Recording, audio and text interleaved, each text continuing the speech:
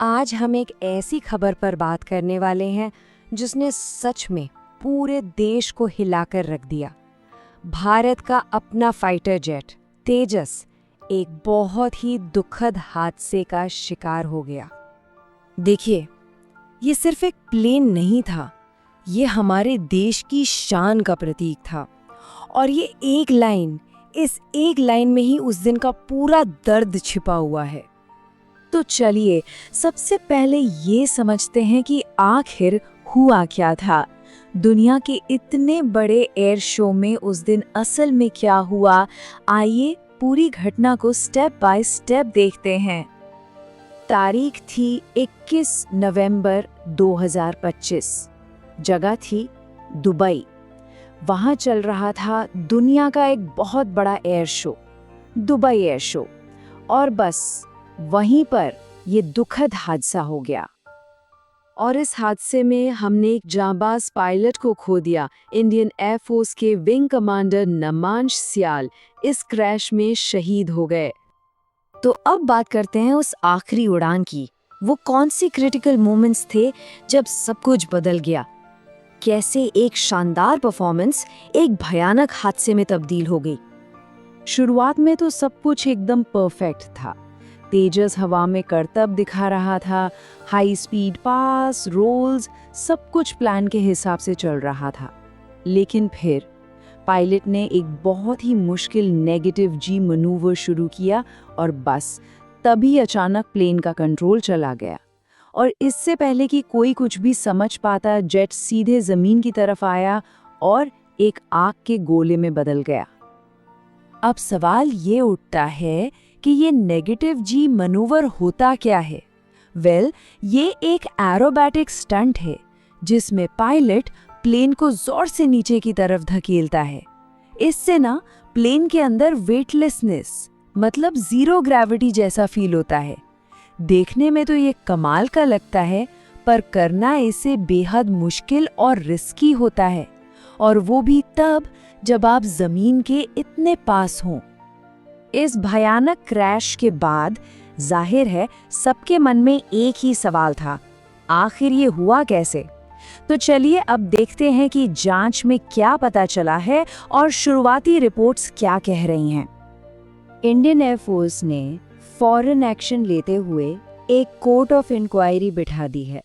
अब यही टीम पता लगाएगी कि इस क्रैश की असली वजह क्या थी। शुरुआती जांच से कुछ चीजें तो साफ हो गई हैं।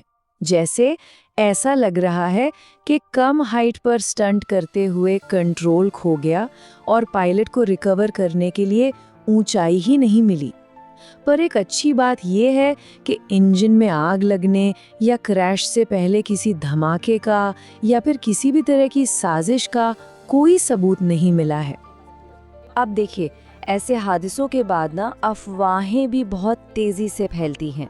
सोशल मीडिया पर एक वीडियो वायरल हो गया जिसमें लगा कि प्लेन से ऑयल लीक हो रहा है, पर बाद में ऑफिशियली क्लियर किया गया कि वो तेल नहीं बल्कि सिर्फ जमा हुआ पानी था, जो दुबई जैसे ह्यूमिड मौसम में प्लेन से निकलना बिल्कुल नॉर्मल बात है। तो असली वजह क्या थी इसका पक्का पता तो प्लेन के ब्लैक बॉक्स और बाकी सेंसर्स का डेटा एनालाइज करने के बाद ही चलेगा, और हम सबको उसी का इंतजार है।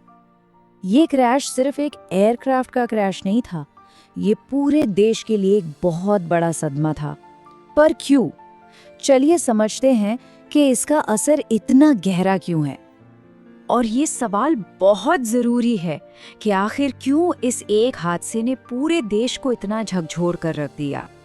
इसका सीधा सा जवाब ये है कि ये भारत के एरोस्पेस एम्बिशंस, हमारे आत्मनिर्भर बनने के सपने के लिए एक बहुत बड़ा झटका है।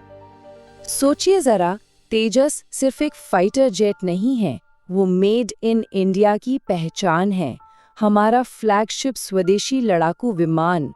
और जब इतने बड़े इंटरनेशनल स्टेज पर दुबई एयर शो में ऐसा हादसा होता है, तो ये हमारी टेक्नोलॉजी और हमारे देश की शान के लिए एक बहुत इमोशनल झटका होता है।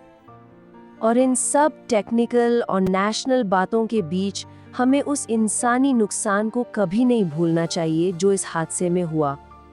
विंग कमांडर नमांश सियाल एक बहुत ही अनुभवी और काबिल पायलट थे।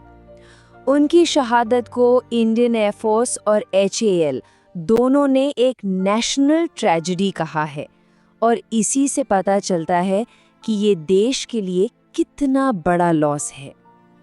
और ये बात हमें फिर से याद दिलाती है कि हमारे फाइटर पायलट्स हर उड़ान में अपनी जान जोखिम में डालकर देश का नाम रोशन करते हैं।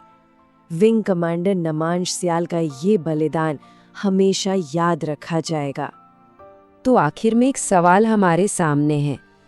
ये हादसा दुखद है, इसमें कोई शक नहीं, लेकिन अब ये भारत के एरोस्पेस प्रोग्राम और हमारे इरादों को आने वाले वक्त में कैसे बदलेगा, ये देखना होगा।